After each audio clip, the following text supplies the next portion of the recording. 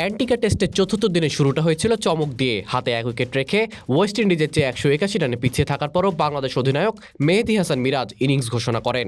কন্ডিশনের সুবিধা নিতেই এই সিদ্ধান্ত নেন মিরাজ। তার সিদ্ধান্তকে সঠিক প্রমাণ করেন টাইগার বোলাররা। তাসকিনের ক্যারিয়ার সেরা বোলিংয়ে দ্বিতীয় ইনিংসে 152 রানে অল আউট হয় ওয়েস্ট ইন্ডিজ। প্রথম ইনিংসে লিড মিলিয়ে বাংলাদেশের সামনে জয়ের জন্য লক্ষ্য দাঁড়ায় 334 রান।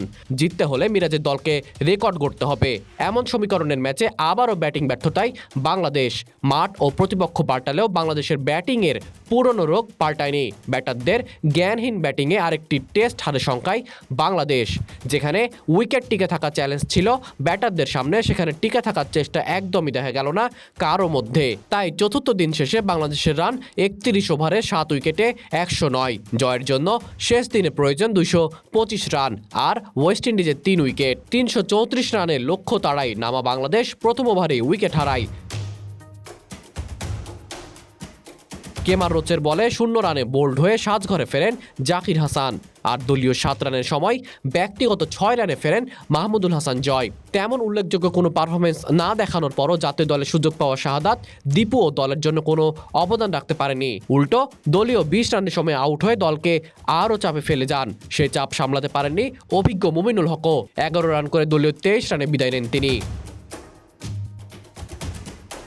23 রানে 4 উইকেট হারানো বাংলাদেশকে ভরসা দিচ্ছিলেন অধিনায়ক মিরাজ ও লিটন দাস। দুজন শুরুটাও করেছিলেন ভালোই, তবে লিটন দাসের বিলাসী এক শটেও ভাঙে সেই জুটিও। তার বিদায়ে দলীয় 59 রানে 5 উইকেট হারিয়ে ঘোর বিপদে টিম বাংলাদেশ। এরপর একে একে সাজঘরে ফিরেছেন মিরাজ ও তাইজুল ইসলাম। এ পর্যন্ত দলের পক্ষে সর্বোচ্চ 45 রানের ইনিংসটি খেলেন মিরাজ। জাকের আলী 15 রানে ক্রিজে আছেন, তার সাথে আছেন হাসান মাহমুদ, তবে তিনি এখনও রানের খাতায় খুলতে পারেননি। ক্যারিবীয়দের পক্ষে রোচ ও জেইডেন সিলস 3টি করে উইকেট নিয়েছেন, আবার বাকি উইকেটটি শিকার করেছেন সামার জোসেফ।